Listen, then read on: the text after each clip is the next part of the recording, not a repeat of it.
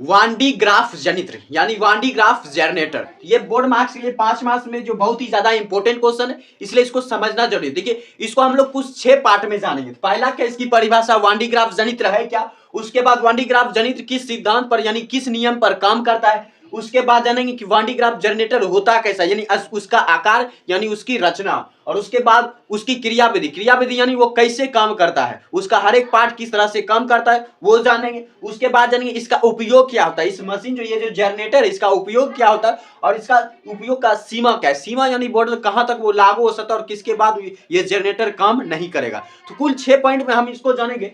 सबसे पहले जानते हैं कि इसकी परिभाषा, वान डी ग्राफ जनित्र है क्या। तो देखिए 1931 ईस्वी में जो अमेरिकन वैज्ञानिक ये एक प्रोफेसर थे वान डी ग्राफ। प्रोफेसर कौन थे, वान डी ग्राफ। तो 1931 में जो अमेरिकन प्रोफेसर वान डी ग्राफ ने एक ऐसे जो जनित्र का आविष्कार किया, यानी एक ऐसे जनरेटर का आविष्कार किया जिससे कि 10 लाख वोल्ट का बिजली उत्पन्न किया जा सकता है। कितना वोल्ट, 10 लाख वोल्ट, यानी 10 पर पावर 6 वोल्ट, यानी 10 लाख वोल्ट का बिजली उत्पन्न किया जा सकता है। या बोल सकते हैं आप 10 मिलियन वोल्ट का बिजली उत्पन्न किया जा सकता है। 10 लाख या 1 करोड़ भी आप बोल सकते हैं कि 1 करोड़ वोल्ट का बिजली उत्पन्न किया जा सकता है। 10 लाख से 1 करोड़ वोल्ट का जो बिजली उत्पन्न कर सकता है वान डी ग्राफ जनरेटर। तो ये एक ऐसा जनरेटर, तो इसकी परिभाषा आप बोल सकते हैं 1931 में अमेरिकन प्रोफेसर वान डी ग्राफ ने एक ऐसे जनरेटर का आविष्कार किया जो कि उच्च विभव वाले बिजली को उत्पन्न कर सकता है, यानी 10 करोड़ या 1 करोड़ वोल्ट वाले बिजली उत्पन्न कर सकता है। तो ऐसे जनरेटर को क्या बोला जाता है, वान डी ग्राफ जनरेटर, ये वान डी ग्राफ जनित्र। तो ये हो गया वान डी ग्राफ जनित्र की परिभाषा। उसके बाद चलते हैं इसके सिद्धांत पर कि ये किस तरह से काम करता है। तो वान डी ग्राफ जनित्र जो है 2 सिद्धांत पर काम करता है। पहला सिद्धांत क्या है कि जब किसी खोखले गोले को आवेश दिया जाता है, जैसे मान लीजिए खोखला गोला, यानी अंदर से पूरी तरह से खोखला है, अंदर में कुछ नहीं है, तो ये खोखला है। तो जब इसको आप आवेश देंगे यानी इसको आवेशित करेंगे, इसको जब आप आवेश देंगे तो अंदर आवेश देंगे, ये मान लीजिए आपने अंदर इससे आवेश प्रवेश किया, तो ये आवेश यहाँ रहेगा नहीं, बल्कि इसे इसके सतह पर जो बिखर जाएगा। इसके सतह का जो बाहरी सतह है, यहाँ पर ये सारा आवेश जो है बाहरी सतह पर बिखर जाएगा। तो ये इसी नियम पर काम करता है। तो पहला नियम क्या है कि जब किसी खोखले गोले को आवेशित किया जाता है, यानी जब किसी खोखले गोले को आवेश दिया जाता है तो सारा आवेश जो है गोले के बाहरी सतह पर जो है वितरित हो जाता है एक समान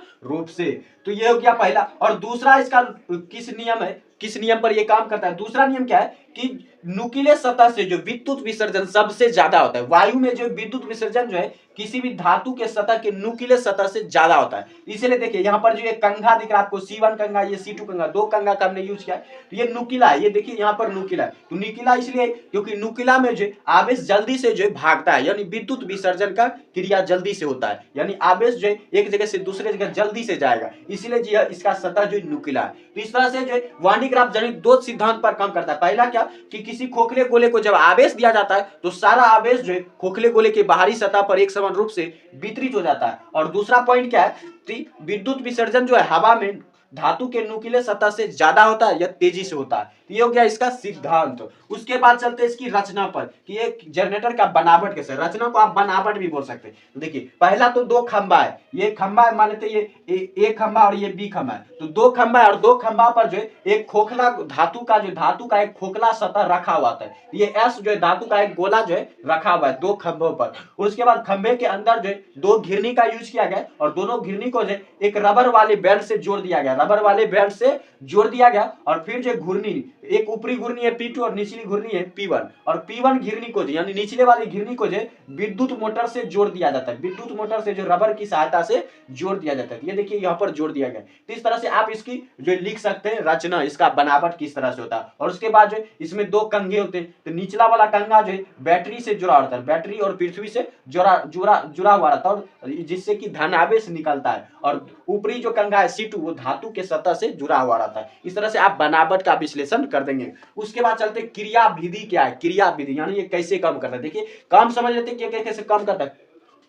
सबसे विद्युत मोटर को शुरू किया, यानी विद्युत मोटर यानी मोटर चालू किया जाता है। जब मोटर चालू किया जाता है तो ये घिरनी घूमने लगती है, और ये घिरनी घूमने लगती है तो P1 के सहायता से P2 घिरनी भी घूमने लगती है। और जो है यहाँ पर कंघा C1 जो है, निचली कंघा जो C1 है वो बैटरी यानी डीसी करंट से जुड़ा है, ये बैटरी से जुड़ा है, और बैटरी से जो प्लस आवेश से जुड़ा हुआ है, यानी बैटरी से प्लस आवेश निकला और प्लस आवेश निकला तो ये नुकीला सतह, और इसके नुकीले सतह पर जो आवेश आकर जमा हो जाता है, और विद्युत विसर्जन के कारण जो है यहाँ से नुकीले सतह से जो धन आवेश जो है ये रबर बेल्ट पर चला जाता है, और रबर बेल्ट जो है धन आवेश को साथ लेके कहां चलाता है, P2 घूर्णी पर ले चलाता है, और P2 घूर्णी से जो ये जो नुकीला सतह है इसका ऊपरी कंघा C2 का, ये फिर आवेश को अपनी तरफ खींच लेता है, ये आवेश को अपनी तरफ खींच लेता है, और ये आवेश को अपनी तरफ खींच के जो धातु के गोले के सतह पर भेज देता है, और सारा आवेश जो धातु के गोले सतह पर जो एक समान रूप से वितरित हो जाता है, और इस तरह से जो ये क्रिया चलती रहती है, और विभव धीरे धीरे बढ़ता रहता है। जैसे जैसे आवेश यहाँ आता जाएगा और इसका विभव यानी वोल्ट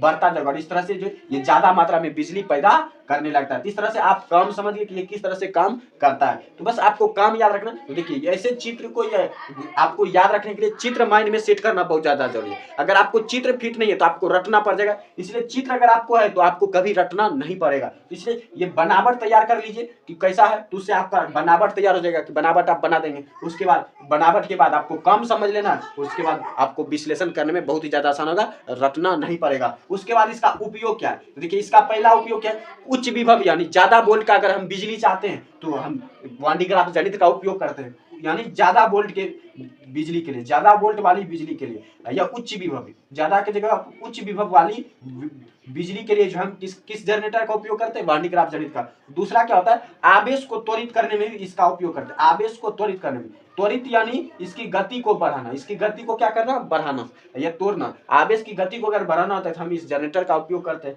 इस तरह से आप आवेश को त्वरित करने में भी वान डी ग्राफ जनित्र का उपयोग होता है, और ज्यादा वोल्ट की बिजली चाहिए तो आपको वान डी ग्राफ जनित्र का यूज लेना होगा। और उसके बाद इसका दोष क्या होता है, इसका देखिए दोष क्या होता है, सबसे पहले जो ये बहुत बड़ा होता है, ये क्या होता है, बहुत बड़ा होता है, इसीलिए जो इसे आप एक जगह से दूसरे जगह नहीं ले जा सकते। जहां पर ये जनरेटर आप बनाएंगे वो हमेशा के लिए वहीं पर रह जाएगा, क्योंकि इसका आकार जो बहुत ही बड़ा होता है, इसलिए जो आप इसे एक जगह से दूसरे जगह कभी नहीं ले जा सकते। और उसके बाद जो इससे जो बिजली बहुत ज्यादा मात्रा में निकलती है, इसलिए इसमें बहुत ही ज्यादा खतरा होता है। इसमें क्या होता है, बहुत ही ज्यादा खतरा होता है। इस तरह से आप जो इसका 6 वर्णन करेंगे तो आपको 5 में 5 मार्क्स आ जाएंगे और एक भी नंबर नहीं कटेगा।